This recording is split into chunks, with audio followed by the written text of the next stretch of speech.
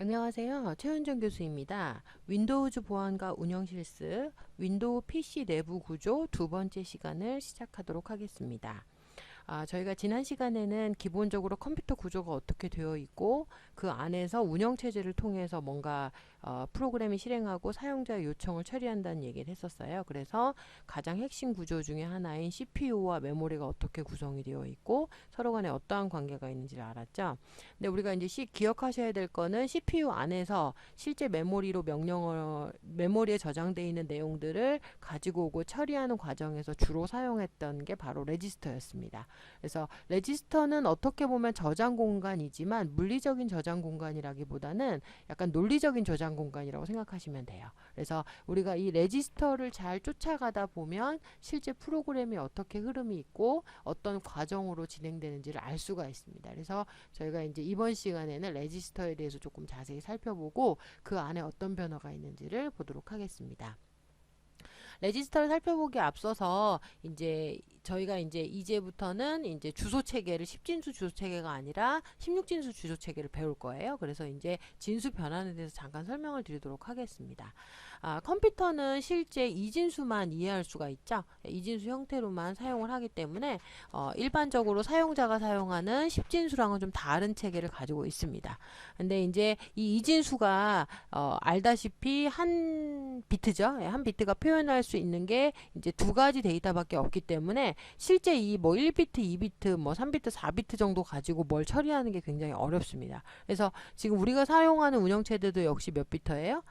32비트 운영체제인 거죠. 네, 요 정도는 돼야 되는 거고 아마 최초에 나왔던 컴퓨터가 못해도 뭐 한 8비트 정도는 됐겠죠. 네, 이런 식으로 이제 생각할 수가 있습니다. 그래서 그런 단위로 생각을 해야 돼서 저희가 한번 보도록 할 텐데요.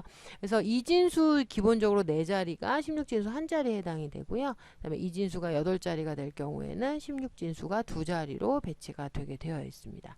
그래서 기본적으로 이 이진수 자릿수를 기준으로 봤을 때는 이제 32비트다 그러면 어떻게 될까요? 2에 32승 마이너스 1개의 값을 갖는 주소체계 0부터 네, 그렇게 주소체계를 가질 수 있고 그만큼의 명령어나 내용을 처리할 수 있다. 이제 이렇게 여러분들이 알고 계실 거예요. 그래서 요 진수 변환표를 기억을 하셔서 필요한 경우 레퍼런스 하시면 되겠습니다. 자, 그러면 이제 저희가 이번 시간에 가장 중요하게 다루게 될 것 중에 하나가 바로 레지스터라는 거예요. 자, 레지스터는 이제 CPU랑 메모리 사이에서 이제 여러 가지 명령어나 계산이나 값을 또 뭐 임시 저장되는 값들을 처리할 수 있는 공간으로 나타나 있는 겁니다. 자, 이 레지스터의 그 종류들이 또 컴퓨터마다 틀려요. 이거는 왜냐면 말 그대로 CPU에서 명령어를 하다라는 형태로 하기 때문에 이게 뭐 IBM에서 만든 거냐 또는 뭐 그 다른 회사에서 만든 거냐에 따라 또 다르고요. 그 다음에 이 실제 CPU가 몇 비트 운영 체제를 쓰느냐에 따라서 달라집니다. 그래서 저희는 이제 x86 32비트 기반의 윈도우 운영 체제를 기준으로 한번 배워보도록 할 텐데요. 자, 이 레지스터는 종류를 좀 여러 개로 나눌 수가 있어요. 그래서 그 대표적인 종류를 좀 보면 맨 처음에 나오는 게 이제 범용 레지스터라고 보통 얘기하는 것들이고요. 그 다음에 세그먼트 레지스터, 네, 그 다음에 포인터 레지스터, 그 다음에 인덱스 레지스터, 플래그 레지스터 이렇게 나눌 수가 있습니다. 범용 레지스터는 말에서 나오는 것처럼 범용적으로 사용하는 게 제일 많이 나오는 레지스터 중에 하나고요.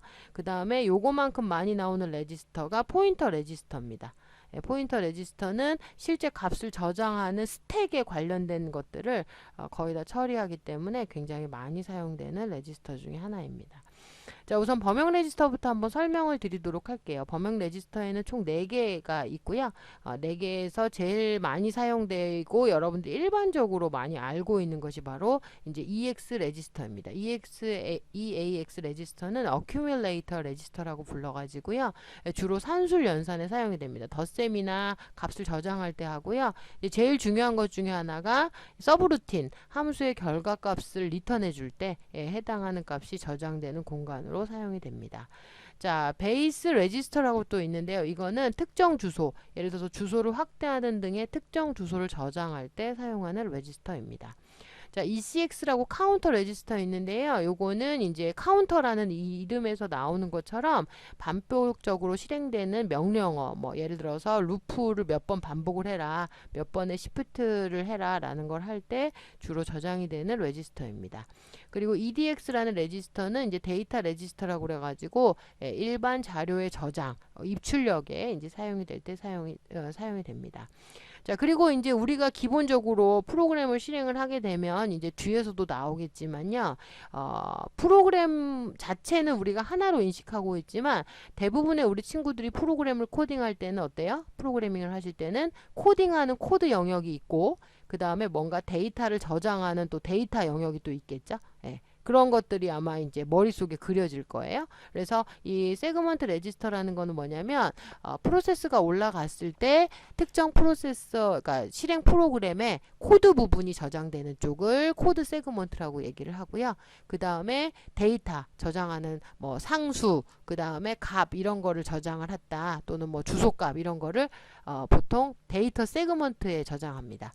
그리고 이제 프로그램에서 임시로 저장하는 변수도 있어요. 이제 제일 많이 사용하는 게 여러분들 뭐 로컬 변수라고 하는 것들입니다. 예, 보통 어떻죠? 로컬 변수는 이제 어디서부터 생성돼서 소멸되는 그런 기점이 있죠. 예, 그렇게 임시적으로 생성되는 것들은 죄다 스택에 저장을 합니다. 그래서 그런 거 이제 스택 세그먼트라고 불러요. 그리고 이제 기타 이제 추가적인 작업 때문에 필요한 엑스트라 세그먼트까지 있는데요. 그 다음에 요런 거에 대한 모든 주소를 지정해서 저장하는 레지스터가 바로 세그먼트 레지스터에 해당이 됩니다. 자, 포인트 레지스터는 스택 세그먼트랑 같이 이제 스택 세그먼트 레지스터랑 같이 사용이 되는데요. 이거는 뭐냐면 우리가 아까 말했던 것처럼 프로그램의 로컬 변수라든지 서브루틴 함수 이런 것들을 다 저장을 하는데 그게 가장 많기도 해요. 코드 중에. 예, 그래서 그런 걸 주로 어디에 저장한다고요? 스택에 저장한다고 그랬죠. 그렇기 때문에 이 스택의 값을 계속 쫓아가야지만 어떤 변수, 어떤 함수, 어디로 돌아가야 되는지 그런 정보들을 거의 다 가지고 있습니다. 그래서 그런 스택을 관장하는 포인트가 바로 이 스택 포인터 레지스터인데요. 이제 쉽게 말씀을 드리면 베이스 포인터는 기본적으로 그 사용되는 기본 주소라고 생각을 하시면 돼요. 네. 그리고 이제 ESP는 스택 포인터라고 그래서 스택의 가장 끝자리를 가리키게 됩니다. 그러니까 결국은 기본 주소는 EBP로 결정이 되고요. 그 다음에 EBP에 계속 스택 포인터 ESP가 왔다 갔다 하면서 값을 넣었다가 뺐다 하는 작업을 하면서 여기에서 이제 필요한 값들을 가져오게 되는 겁니다. 이제 가장 끝 주소라고 할 수가 있겠죠. 자, 그 다음에 이제 그것만큼 중요한 포인터 중에 하나가 뭐냐면 EIP 레지스터입니다. 자, EIP 레지스터는 기본적으로 그 우리가 소스 코드 상에서는 뭐 첫 번째 줄 수행하고 두 번째 줄 수행하고 뭐 열 번째 줄로 갔다가 다시 뭐 이렇게 가고 이렇게 하잖아요. 근데 그 실제 프로그램의 코드는 어떻게 들어갈까요? 예. 아까 그러니까 우리가 일반적인 컴퓨터 그 메모리의 주소를 보고 가겠죠. 예, 저희는 첫 번째 줄, 두 번째 줄이지만 뭐 주소로 000000 뭐 XX 부분에 있는 주소를 가져가고 0000 EX에 있는 거를 실행하고 이제 이런 식으로 할 거예요. 그래서 어떤 명령어를 수행할지 그 명령의 주소를 가리키는 곳이 EIP입니다. 그래서 EIP를 보면 자, 지금 어디 명령을 수행하고 있고 그 다음은 어딘지를 이제 추측할 수가 있겠죠.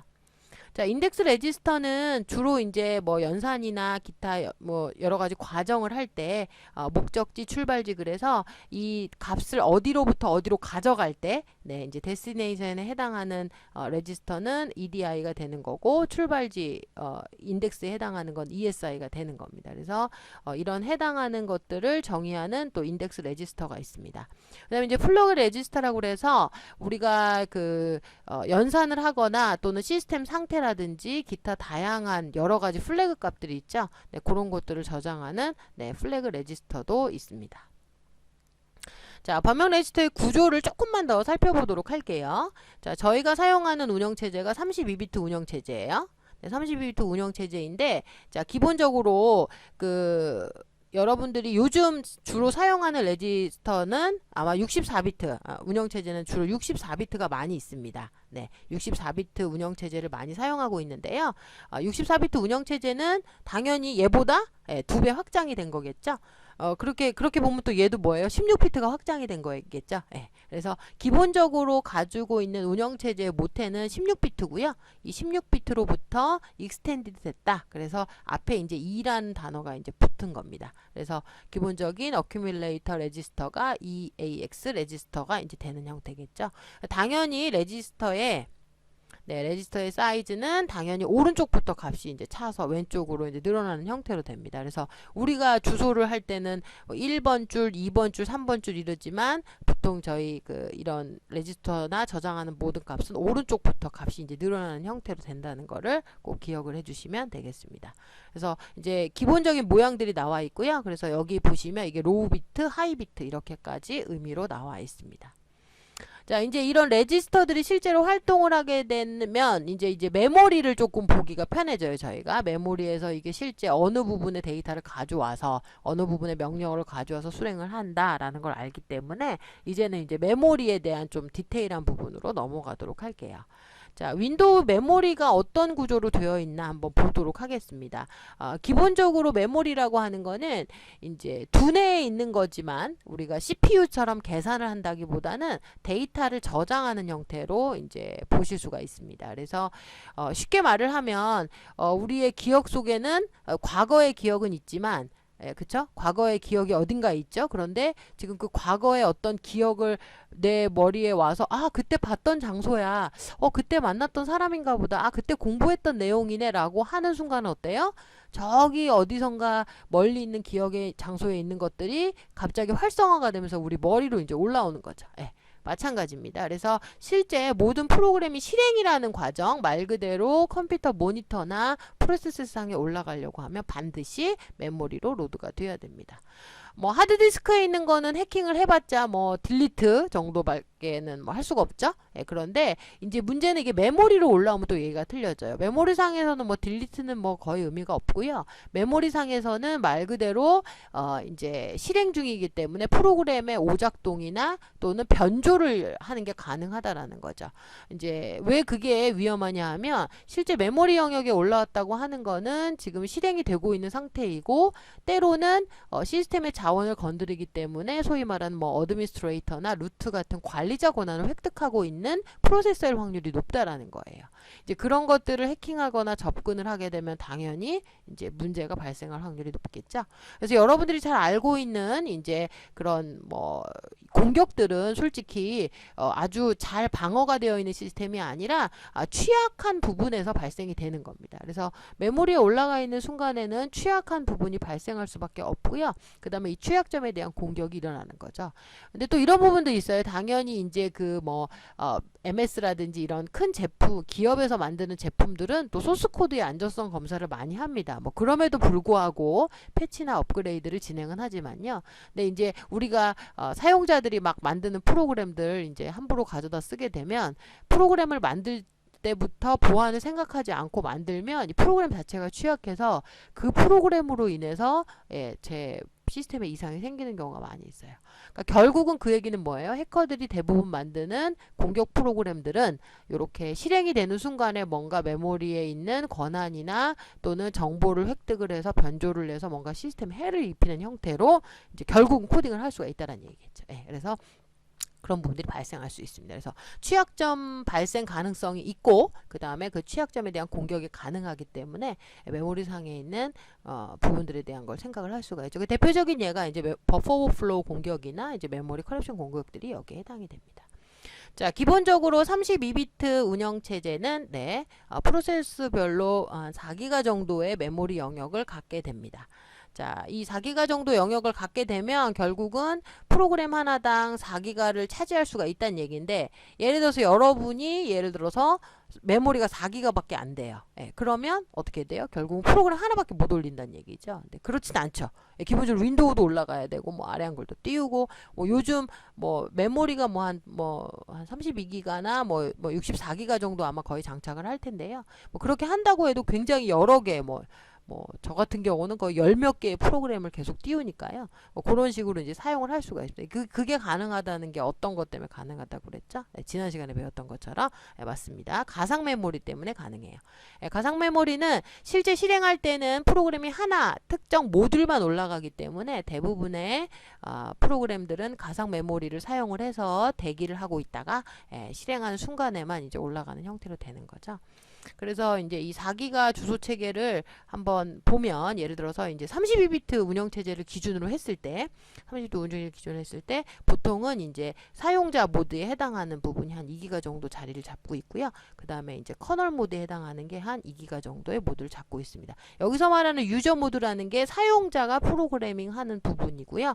커널 모드라는 거는 뭐냐면 이제 윈도우의 자원이나 그 다음에 리소스들, 그 다음에 이제 DLL이라고 보통 알려져 있는 그 라이브러리들을 쓸 수 있는 영역들입니다. 보통 이거는 다 공유를 하게 되어 있겠죠. 굳이 내가 모든 윈도우에 쉽게 말을 하면 뭐 다이얼로그 창을 다 만드실 필요가 없다는 얘기예요. 왜냐면 있는 다이얼로그 가져다 쓰면 되는 거고, 있는 마우스 이벤트 가져다 쓰면 되는 거고, 있는 뭐 화면 디스플레이를 가져다 쓰면 되는 거기 때문에 그렇게 됩니다. 그래서 실제 프로그램이 여러 개가 이제 적재가 되면 이제 소위 말하는 유저 모드의 프로그램이 계속 메모리에 가상 메모리에 탑재되는 방식으로 이제 실행이 됩니다. 자, 저희가 이제 이 수업 시간에 사용하는 이뮤니티 디버거라고 있었죠. 그 이뮤니티 디버거에서 여러분들이 실습했던 뭐 파일이나 아니면 뭐 메모장도 상관없어요. 뭐 카리큘레이터나 뭐 가벼운 라이트웨이트한 exe 파일을 한번 오픈을 해주시면, 네, 요런 식의 그 파일 뷰 메뉴에 가서 메모리 상태를 보실 수가 있습니다. 뭐 이거는 이뮤니티 디버거뿐만이 아니라 메모리 상태를 볼 수 있는 프로그램은 다 보실 수가 있어요. 보시면 주소는 당연히 이제 뒤로 갈수록 이제 커지는 걸 보실 수가 있고요. 그 다음에 이제 얼핏 보시면 아시겠지만 요게 이제 7로 시작하는 영역들 있죠. 네, 그 전까지 대부분의 사용자에 관련된 내용들이 나옵니다. 그래서 보시면 이제 썸이 저희가 작성한 샘플 프로그램이에요. 이제 이후에 작성을 하겠지만, 그 샘플 프로그램의 이름이 나오고요. 그 다음에 7번째 주소 이후부터는 뭐가 나오냐면 이제 커널 32 뭐 이런 게 나옵니다. 뭐 NTDLL 이런 게 나오는데요. 이게 뭐냐면, 네, 윈도우의 커널 모드에서 사용하는 다양한 라이브러리들입니다. 그러니까 쉽게 말을 하면 손쉽게 우리가 프린트F문 하나만 써도 화면에 딱 문자나 문자열이 나올 수 있도록 해주는 그런 기능들이겠죠. 네, 그런 것들이 가능하도록 해주는 것들이 나옵니다. 그래서 앞서서 말씀드렸던 것처럼 이제 유저 모드가 먼저 장착이 되고 그 이후에 이제 커널 모드가 장착이 되는 형태로 이제 구성이 됩니다. 자, 이렇게 이런 그 주소 메모리 형태를 갖고 있는데, 그러면 조금만 더 자세히 한번 살펴보도록 할게요. 이게 이제 실제 32비트 메모리에는 이제 저희가 이렇게만 보면 잘 이해가 안 되니까 어떻게 탑재가 되냐 보면 이런 식으로 나타납니다. 네, 화면에서 보시는 것과 같이 32비트 메모리 구조는 다음과 같습니다. 이제 앞에 화면에서도 나왔지만 이제 맨 뒤에 부분에, 메모리의 맨 뒷부분에는 뭐가 붙냐면 임포트 되는 DLL 관련된 그런 주소 영역들이 여기에 이제 붙게 됩니다. 네, 주로 이제 여기에다 그런 것들이 붙게 되고요. 그 다음에 이제 가장 시작하는 메모리 시작 주소 부분에서는 코드 영역이라고 그래서 .text라고 그래가지고 실행 파일에 관련된 영역들이 이제 여기에 추가가 됩니다. 그래서 예를 들어서 말 그대로 이제 메인 함수가 이제 여기에 들어가는 거겠죠. 네, 메인 함수 같은 것.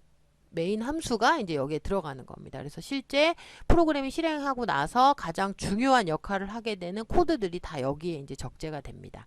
뭐 서브루틴 함수나 또는 로컬 변수들 이런 거는 처음에 선언할 땐 나오지 않죠. 그렇기 때문에 그건 이제 나중에 이제 스택에 쌓이는 형태로 됩니다. 자, 그리고 이제 데이터 섹션에는 주로 어떤 내용들이 들어가냐면 이제 변수들 같은 것들이 들어갑니다. 그래서 사용자가 프로그래밍에서 변수를 선언을 주로 하죠. 네, 그래서 주로 이제 그 초기 값을 주는 변수들도 있고, 그 다음에 초기 값을 주지 않는 변수들도 있어요. 그래서 다양한 변수들이 이제 여기에 적재가 되게 됩니다. 자, 이건 이제 주로 이제 그 메인 함수 내에서 사용되는 그런 변수들이 이제 여기에 해당이 됩니다. 그리고 나서 이제 나오는 이 윗부분을 이제 주로 저희가 이제 버퍼라고 보통 얘기를 하는데요. 그 버퍼에 들어가는 영역은 이제 크게 스택하고 힙 영역으로 나눌 수가 있습니다. 자, 이제 스택하고 힙이 여기 이렇게 위치가 이렇게 되어 있는 거는 이제 이유가 있어요. 이제 데이터를 쌓는, 그러니까 주소를, 그러니까 스택에 저장하는 방식이 좀 틀려서 그런데 여러분들 아마 스택은 좀 들어보셨을 것 같은데, 스택이 이제 주로 어쩔 때 많이 나오죠? 스택이? 네, 스택이 여러분들 기억하시겠지만 이제 보통 그 뭐 그 나중에 들어온 게 먼저 나가는 그런 그 후입 그다음에 선출 구조 아마 그런 그 데이터 구조에서 많이 보셨을 거예요. 컴퓨터 구조나 이런 데서도 이제 그럴 때 잘 나오는 모델 중에 하나가 바로 스택이죠. 예, 그 스택이 진짜 여기에 있습니다. 그래서 스택의 주소는 결국은 위에서부터 채워지니까요. 큰 주소부터. 그래서 그 점점 주소가 내려가는 형태로 이제 구성이 되는 겁니다.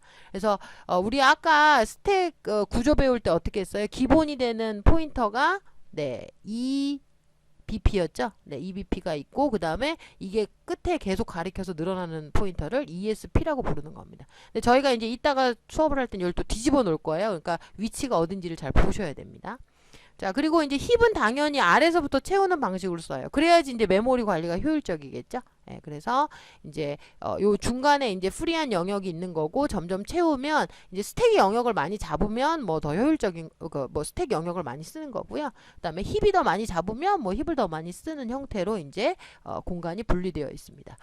주로 스택에 저장되는 값은 뭘까요? 예, 스택에는 주로 함수, 서브루틴이 많이 저장이 되고요. 그다음에 더불어서 지역 변수 같은 것도 여기 다 나옵니다. 함수에 나오는 것들. 근데 대부분의 이 서브루틴의 특징은 뭐예요? 네. 메인 함수가 수행을 하다가 걔를 콜을 하면 메모리상에는 올라오겠지만 메모리 콜, 그러니까 해당하는 서브루틴이 다 끝나면 굳이 걔가 메모리에 있을 필요가 없는 거예요. 걔는 어떻게 되는 거예요? 이제 프리가 되겠죠. 예, 그런 식으로 하게 되면 스택 영역은 계속 늘어났다 줄어들었다 굉장히 효율적으로 되는 거고 가장 필요한 메인 함수 부분만 이제 코드 영역에 계속 정적으로 탑재가 되는 겁니다. 자, 힙에는 주로 어떤 데이터가 들어가냐? 힙은 조금 특별한 공간이에요. 얘는 이제 동적으로 할당되는 데이터가 주로 여기에 들어갑니다. 그래서 이제 여러분들 C 프로그램에 멜록을 쓴다든지 아니면은 뭐 어레이 같은 거를 선언을 했다. 네. 그러면 어레이 같은 걸 선언하면 어레이의 사이즈가 동적으로 계속 할당이 되죠. 그런 모든 데이터가 힙에 저장이 됩니다.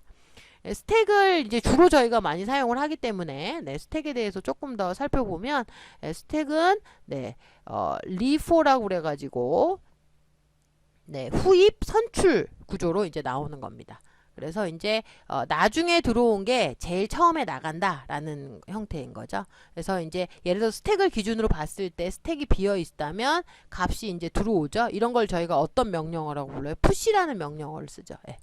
푸시를 하면 이제 적재가 될 거예요. 근데 이제 1번 데이터가 들어오고 1번 그 다음에 2번이 들어오면 푸시가 되면 그 다음에 팝을 해버리면 얘가 어떻게 돼요? 네. 위에 있는 게 먼저 나가요. 네, 나중에 들어온 게. 그렇기 때문에 내가 1을 미리 집어넣었다고 해도 이 데이터, 나중에는 이 데이터가 먼저 나와서 예, 리포 구조다라고 보통 이제 알고 계실 거예요. 예, 그런 형태의 스택 구조가 이제 메모리상에 존재를 하고 있습니다. 자, 그러면 이제 이 메모리의 공간이 실제 어떤 식의 변화를 일으켜서 보여지는지를 잠깐 한번 도식화해서 저희가 보려고 하는데요. 자, 이 프로그램은 아주 간단한 C 프로그램입니다.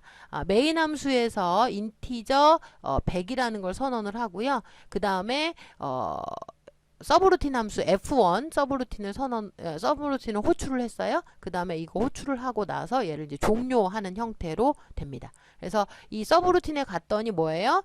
파라메타 값 받아서 그냥 네, 변수의 값 한번 세팅하고 끝나는 거예요. 네, 파라메타는 쓰지도 않습니다.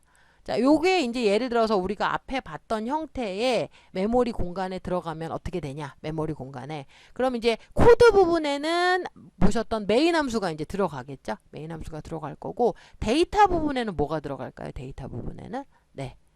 맞습니다. 예. 데이터 영역에는 지금 우선 프로그램이 시작하자마자 네, 지금 A랑 B라는 값을 어떻게 했어요? 전역 변수로 선언을 해버렸죠. 그러니까 여기 이제 다 들어가 버리는 거예요. 전역 변수 같은 게 예, 들어가게 되는 거고요. 네, 그리고 이제 추가적으로 지금 메인 함수를 수행하는 1번 라인을 지나게 되면 이제 스택 영역에 얘도 이제 로컬 변수가 되죠. 예, 메인이 끝나면 소멸이 되는 거기 때문에 여기 로컬 변수에 이제 x 이퀄 100이라는 데이터가 여기에 삽입이 되게 됩니다. 자, x 이퀄 100이라는 데이터가 여기에서 이제 삽입이 되게 되고요. 그 다음에 이렇게 삽입이 되고 나서 이제 1번을 수행하고 나면, 네, 1번을 수행하고 나면 이제 두 번째 이제 F 2번에 해당하는 코드로 가겠죠. 그래서 서브루틴 함수로 딱 가면 서브루틴 함수로 갔더니 거기에서는 뭐를 선언을 했어요? 예, 로컬 변수 C랑 파라미터 변수 C, 그 다음에 D가 나오죠. 예, 그러면 당연히 이제 기존의 X 값은 있지만 추가적으로, 예, 여기 이제 주소가 낮다고 가정을 하고요. 추가적으로 이제 들어가는 데이터는 C랑 요거 해당하는 데이터가 추가가 될 겁니다. 자, 그리고 나서 이제 프로그램이 서브루틴이 끝났어요. 그럼 어떻게 될까요? 얘는 네, 팝이 되겠죠. 그럼 팝이 되면서 얘는 사라지게 되고 기존에 남아있는 x 이퀄 100만 남아있는 형태로 이제 수행이 됩니다. 그래서 이제 대부분의 데이터는 이제 정적이나 전역으로 선언되는 데이터를 빼고는 다 스택에서 왔다 갔다 하기 때문에 스택을 잘 관찰을 하게 되면 우리가 쉽게 이런 프로그래밍의 내용을 추적하거나 이런 것들이 가능하게 되겠죠. 네. 자, 그러면 이제 저희가 요거를 실질적으로 한번 그 디버거를 통해서 한번 보려고 그래요. 그래서 아까 앞서서 잠깐 말씀을 드렸는데요. 이미니티 디버거라는 걸 통해서 저희가 보려고 합니다. 사용 방법은 저희가 이후에 실습에서 자세히 해보겠지만 이제 개략적으로도 설명을 드리면, 자, 이미니티 디버거를 실행을 하시고 나서, 예, 그 다음에 파일 메뉴에서 오픈으로 열면 다음과 같은 4개의 창이 기본으로 나타나게 되어 있습니다. 그래서 이제 대충 보면 아실 수도 있을 것 같아요. 이제 설명도 나와 있으니까, 맨 왼쪽 위에 나와 있는 거는 코드 창입니다. 코드 창. 그러니까 뭐냐면 이 실제 그 실행되는 프로그램의 소스를 이제 리버싱한 결과를 이제 보여주는 거죠. 그리고 이게 뭐냐면 어셈블리 언어입니다. 어셈블리 언어로 이루어져 있는 형태예요. 그리고 오른쪽에 나와 있는 거는 내 화면에 보이시는 것처럼 레지스터 창입니다. 레지스터. 그래서 각각의 레지스터들의 값이 어떻게 변하는지가 여러분이 이거 프로그램을 진행할 때마다 변경된 값이 나와요. 그리고 요거를 이제 헥사 값으로 덤프해서 받게 되면 아래처럼 이제 덤프 창이 나타나게 되는 거고요. 그 다음에 여기 오른쪽은 뭐냐면 스택에 대한 정보들이 나옵니다. 그래서 우리가 앞에서 계속 스택 얘기했잖아요. 그래서 그 스택 정보들이 여기에 이제 다 들어갑니다. 그래서 스택 정보를 확인을 하려면 어떻게 하면 될까요? 그쵸? 여기 스택의 주소값, 여기 해당하는 우리 스택에 관련된 주소값들이 있었죠. 요거 두 개를 보고 쫓아가서 실제 어떤 값이 저장이 되는지를 확인해 주시는 방법을 쓰면 됩니다. 아주 간단한 사용법을 좀 설명을 드리면, 네, 디버거라는 메뉴가 있어요. 디버거라는 메뉴를 클릭을 하시면 저희가 총 3개 정도의 단축키를 많이 사용을 합니다. 이 디버거는 실행을 한 거를 뒤돌릴 수가 없어요. 예를 들어서 우리가 코딩하다 보면 첫 번째 줄 코딩하다가 세 번째 줄 하다 다시 첫 번째 줄 가잖아요. 근데 얘는 실행 자체를 하는 거기 때문에 뒤로 돌아갈 수가 없습니다. 그래서 백이라는 건 없고요. 그냥 진행만 있습니다. 그래서 기본적으로 진행을 하는 방법이 이제 2가지가 있는데요. 스텝 인투 방법이 있고 스텝 오버 방식이 있습니다. 스텝 오버는 좀 쉽게 말하면 세세하게 안 보고 대충대충 건너뛴다는 의미예요. 그러니까 뭐냐면 약간 라이브러리 중심으로 윗단에서 왔다 갔다 하는 거고요. 스텝 인투는 실제 서브루틴 모듈까지 다 들어가겠다는 겁니다. 그러니까 예를 들어서 저희가 메인 함수만 보고 끝내겠다 그러면 스텝 오버 해주시면 되는데, 메인 하다가 서브루틴을 가야겠다 그러면 스텝 인투로 이제 들어가 주시면 됩니다. 근데 이게 하시다 보면 처음에 잘 안 돼요. 그러면 이제 리스타트를 계속 하는 방법을 쓰시면 됩니다. 그래서 여기서 제가 말씀드리는 거는 반드시 실습을 하라는 게 아니라 이런 걸로 우선 쫓아가는 것만 하시면 된다라는 거를 말씀드리기 위해서 잠깐 설명을 드렸습니다. 자, 그러면 이미니티 디버거에서 볼 수 있는 정보 중에 이제 저희가 이번 시간에 관심을 갖고 보는 정보가 바로 레지스터 정보입니다. 자, 레지스터 정보인데요. 레지스터는 오른쪽 위창에 나와 있습니다. 그래서 제일 많이 보게 되는 영역이 이제 요 범용 레지스터랑 그 다음에 저희가 아까 저기 봤던 포인터 레지스터 부분 을 가장 많이 봅니다. 그래서 이거는 이제 요 창 부분은 저희가 주로 많이 보게 될 거고요. 그리고 이제 명령어 포인터 부분, 이제 보통 프로그래밍이 그러니까 디버깅에 딱 맨 처음에 탑재가 되면 당연히 어디 라인부터 실행이 되는지가 이제 여기에 정보가 뜹니다. 그래서 이 정보로부터 계속 이제 클릭해서 그러니까 진행이 되는 방태도 되고요. 그 다음에 아까 스텝 인투나 스텝 오버를 쓰게 되면 이 명령어 포인터는 계속 바뀌겠죠. 그리고 더불어서 이제 뭐 필요한 경우 범용 레지스터나 세그먼트 플래그 레지스터의 값이 계속 바뀝니다. 근데 주로 많이 보는 거는 저희가 범용 레지스터 값을 보면서 변화를 본다고 생각하시면 될 겁니다. 자, 그래서 아주 간단하게 범용 레지스터 변경 내용을 어떻게 확인할 수 있는지를 한번 보려고 그러는데요. 자, 우리는 아직도 C 언어가 편하니까 C 언어를 먼저 기준으로 봐야겠죠. C 언어에서 예를 들어서 인티저로 x 9를 선언을 하고 인티저 y 변수를 선언한 다음에 7을 입력을 했어요. 자, 이게 이제 어셈블리 코드로 바뀌면 이제 디버깅에서는 어떻게 보이나 한번 봤더니 실제 여러분들 여기 뒤에 아마 코드가 나올 텐데요. 코드 자체로 보기에는 좀 어렵습니다. 예. 이거 여기에서 이 라인 찾아라 그럼 못 찾습니다. 근데 지금 여기는 제가 이걸 잘라놨지만 전체 코드 라인으로 보면 이게 한 200~300줄 정도 되거든요. 거기서 찾으라면 못 찾는데 잠깐 이렇게 스크롤해서 좀 보시면 이제 좀 센스 있게 저희들의 이제 센스를 발휘할 거죠. 이제 코드 중에 특정 라인으로 가면 요게 나와요. 요 두 라인이. 9랑 7이라는 게 나오는데 이게 뭐죠? 저희가 9랑 7을 선언한 거니까 느낌상 얘일 것 같아요. 얘일 것 같습니다. 지금은 잘 보이지 않지만 이번 학기 수업이 끝나면 굉장히 잘 보일 겁니다. 자, 이렇게 있으니까 이 부분이 분명히 인티저로 선언하는 부분이겠구나 라고 생각할 수가 있어요. 그러면 우리가 여기에서 한번 이게 지금 쭉 이게 한 블락으로 한번 보려고 그래요. 너무 요거 두 라인만 보면 또 이해가 안 될 수 있으니까 총 7개 라인을 보면서 레지스터 정보가 어떻게 바뀌는지 한번 확인을 해 볼게요. 그래서 첫 번째를 수행할 때 레지스터 정보를 보니까 이렇게 나와 있어요. 알 수 없는 코드들이 있죠. EAX는 빵빵빵빵 1이고 ECX는 빵빵빵빵 1이고 뭐 알 수가 없어요. 근데 이제 중요한 건 뭐냐면 이 라인을 수행할 때의 레지스터 값이고요. 이 라인을 수행을 하고 나면 요거를 수행을 하면 결과가 어떻게 이 레지스터 값이 바뀌겠죠. 그러면 요 두 번째 라인으로 갔을 때 1번이 적용된 값이 나와요. 그러니까 결국 뭐냐? 지금 현재 이 라인은 현재 이 라인에서 보여지는 레지스터의 정보예요. 현재 이 라인에서 이 라인을 수행한 결과는 두 번째 요 다음번 레지스터 값을 봐야 되는 겁니다. 근데 조금 더 팁으로 드릴 수 있는 건 레지스터 값이 바뀌는 부분만 색깔이 바뀝니다. 그걸 중심으로 또 보시면 되겠죠. 그래서 1번을 수행할 때 레지스터 값은 이렇고요. 2번을 수행하면 레지스터 값이 이렇습니다. 이 얘기는 뭘까요? 변경이 없다는 얘기죠. 이상하죠? 뭔가 9를 세팅하고 7을 세팅을 하면 뭔가 값이 나와야 될 것 같은데 나오지 않아요. 그 다음도 볼게요. 얘도 변화가 없네요. 그렇죠? 이해할 수가 없어요. 그런데 저희가 4번 줄을 수행하는 순간에 변화가 일어나요. 우리에게 익숙했던 뭐가 나타나죠? 7 값이 나타납니다. 계속 진행해서 볼까요? 5번 변화 없고요. 6번 놀랍게 9번이 나타났습니다. 9가 나타났어요. 그쵸? 9가 나타났고요. 그 다음에 마지막까지 한번 진행을 해볼까요? 마지막까지 진행을 하면 뭐 그 다음에는 변동이 없는 걸로 이렇게 나와 있습니다.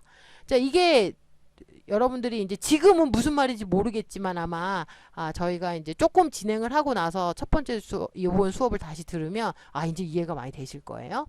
이제 쉽게 말을 하면 뭐냐면 요거를 잠깐 해석을 할 수가 있으셔야 되는데 저희가 이제 해석하는 건 저희가 어셈블 때 자세히 배울 거고요. 간단하게만 설명을 드리면 이 앞에 있는 MOV는 값을 대입하는 겁니다. 어사인 시키는 건데요. 쉽게 말하면 이제 이렇게 보면 됩니다. move A B 이렇게 됩니다. 그래서 B에 있는 값을 A에 넣어라. 이렇게 구성이 됩니다.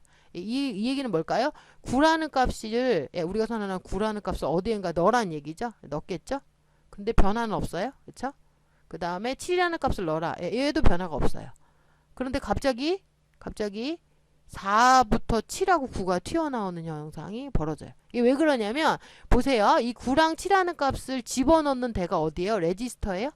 레지스터가 아니고 여기서 이제 보이지만 스택에다가 집어넣었습니다. 그래서 우리 친구들 같이 이제 스택 정보를 볼 수 있으면 이것도 같이 다 나와요. 스택에다 집어넣으니까 레지스터에는 변화가 없어요. 그런데 재밌는 건 뭐냐면 9라는 값은 스택에 어디에 집어넣었죠? ESP 플러스 1C라는 데다 집어넣었어요. 스택이니까 먼저 들어갔겠죠? 그러면 잘은 모르겠지만 ESP를 기준으로 해서 얘보다 플러스 1C 많은 데에다가 이제 9라는 값을 집어넣었어요. 아마 ESP를 여기 밑에다 써야 되겠네요. 자, ESP라는 값이 있을 텐데 그거보다 1C가 더 많은 데에다가 9를 집어넣었어요. 이게 이제 여기 정도다라고 이제 생각을 하겠죠. 9를 넣었어요. 그러고 나서 18이면 뭐예요? 이보다 값이 더 낮은 거죠. 낮은 거니까 당연히 여기 위로 가야겠죠. 네, 여기 위에 뭐가 들어가요? 7이라는 값이 들어간 거예요. 그렇죠? 자, 이렇게 값이 이렇게 들어갔는데 결국은 어떻게 돼요? 저희가 값이 변하게 되는 시점에 해당하는 게 지금 4번인데요. 여기 보시면 3번 라인에서 EAX라는 레지스터, 요거죠? 요 EAX라는 레지스터에 현재 값이 00001이었는데 뭐예요? 요 스택 포인터에 있는 요 값을 어떻게 해요? 네, 집어 넣으란 얘기예요. 그러니까 스택에다가 다 집어넣었던 값 중에 요 맨 위쪽 팝이니까 어쩔 수 없이 얘가 나오겠죠? 해당하는 값이 튀어나오는 거예요. 그때 어떻게 돼요? EAX가 7로 세팅이 되는 겁니다. 그렇죠? 자, 그리고 나서 EA 값을 다시 스택에 넣는 거는 변화가 없을 거예요. 근데 똑같은 형태의 문구가 하나 더 나왔어요. 어떤 문구죠? 5번 라인이에요. 5번 라인. 자, 지금 보면 5번 라인에서는 아무런 변화가 없지만 5번 라인에서 보시면 얘는 뭘 하냐면 EAX라는 레지스터에다가 아까 했던 여기 저희가 들어갔던 9와 7 중에 지금 8번 7이 튀어나왔죠 이미. 그럼 이제 9만 남은 거죠. 9에 해당하는 게 요 부분이에요. 요 부분. 요 부분 데이터를 여기다 이제 집어 넣으라는 겁니다. 그렇게 되니까 얘도 팝이죠. 일종의 팝이 돼버린 거죠. 그러니까 EAX 값이 이제 9로 바뀌는 걸 보실 수가 있어요. 여러분 좀 이해가 되시나요? 네, 이해가 되세요? 네, 그래서 요게 이제 쉽진 않겠지만 이제 지금은 조금 부담 없이 들으시는 게 더 좋을 것 같아요. 네. 자, 그렇게 이제 볼 수가 있고 하나를 더 확인을 해보도록 할게요. 하나를 더. 그래서 이제 7 값하고 9 값 바뀌는 것까지 확인을 했고 하나를 더 하면 이건 이제 덧셈 부분이에요. 덧셈 부분. 서브루틴 썸 함수로 가서 A랑 B를 더하는 걸 한번 하는 건데요. 자, 이건 서브루틴으로 들어오면 여기에 보시면 얘는 다행히 다 레지스터 값이 앞에 나와 있어요. 그렇죠? 그래서 이제 레지스터 값이 바뀌는 게 보일 거예요. 그래서 1번에 해당하는 거를 레지스터를 확인을 하면 자, EDX 레지스터, 그러니까 EDX라는 레지스터에다가 이전에 ESP 값을 EBP에 넣으라는 게 나오니까 당연히 1번 라인을 수행할 때는 EBP 값이 뭔가 새로 세팅된 걸로 뜰 거예요. 그쵸? 네, 그리고 나서 1번을 수행하고 난 결과를 해당하는 2번에 가면 어떻게 해요? 요 해당하는 스택 포인터에 있는 값을 어디에 집어넣어요? EDX에 집어넣어라. 그러니까 EDX 값이 뭘로 바뀌었어요? 네, 여기는 9로 바뀌었죠. 9로 바뀌었고 그 다음에 그 다음 값을 해당하는 값을 이번에는 뭐예요? EAX에 넣어라. 그러니까 EAX 값이 바뀌겠죠? 네, EAX 값이 바뀌어서 어떻게 돼요? 이번에는 7을 집어넣어라 이렇게 되는 겁니다. 아까 우리가 이제 스택에 집어넣었던 거랑 이제 동일한 방법으로 지금 그 스택 값을 서브루틴에서 가져오는 거예요. 예, 그렇죠? 그런데 여기 아까 주소랑 틀리잖아요. 이거는 서브루틴으로부터 하는 주소니까 주소체가 조금 달라져요. 그러니까 상대 주소긴 하지만 주소가 달라져서 아까는 저희가 아마 주소를 18하고 1C를 더하는 방법을 썼었는데 여기는 8하고 C를 적을 거예요. 그쵸? 이렇게 나올 겁니다. 근데 이제 요 차이는 똑같을 거예요. 데이터 크기는. 자, 그렇게 해서 집어넣고 최종적으로 재미있는 게 나오죠. add라는 명령어를 써. 이건 덧셈이겠죠. 이 두 개를 더해라 라는 겁니다. 두 개를 더하면 기본적으로 여러분들 기억하시겠지만 EAX 레지스터가 범응 레지스터의 대표적인 그 어큐뮬레이터 레지스터였고 함수의 결과라든지 뭐 산술연사를 여기서 다 한다고 그랬죠. 얘를 더하니까 그 결과가 여기로 들어가는 겁니다. 그렇죠? 예. 무브를 특별히 하지 않더라도 그렇죠. 그래서 9 더하기 7은 얼마죠? 16이죠. 16이니까 16진수 기준으로 1, 0이 되는 겁니다. 그래서 1, 0이라는 값이 이제 여기에 세팅이 되는 거예요. 그래서 여러분들 알겠지만 그 EAX 레지스터를 기준으로 해서 이제 값이 들어가고 변하는 거를 확인을 하실 수가 있습니다. 그래서 실제로는 이제 그 맨 처음에 EAX 값을 9를 넣었다가 그게 거기다가 누산을 하려면 어떻게 돼요? 이게 그 업데이트가 돼버리니까 얘를 EDX에 잠깐 이제 갖다 놓은 거죠. 갖다 놓고 나서 이 AX에 7을 집어넣고 이제 덧셈을 하는 방식을 사용을 한 겁니다. 네. 좀 이해가 되시나요? 예. 그래서 지금 저희가 이제 스택값하고 같이 보면 좋겠지만 아직은 그렇게까지 하면 내용이 너무 많아서 레지스터만 중심으로 봤어요. 그래서 여러분들이 한번 쭉 따라가면서 요 레지스터의 값만 변하는 걸 확인하실 수가 있으면 됩니다. 예. 그래서 이런 식으로 끝까지 확인을 하면 네, 말 그대로 덧셈한 결과가 나오는 것까지 아실 수가 있습니다. 자, 그러면 이제 범용 레지스터 확인하는 내용까지 저희가 마치고요. 네, 이어서 또 강의를 하도록 하겠습니다. 감사합니다.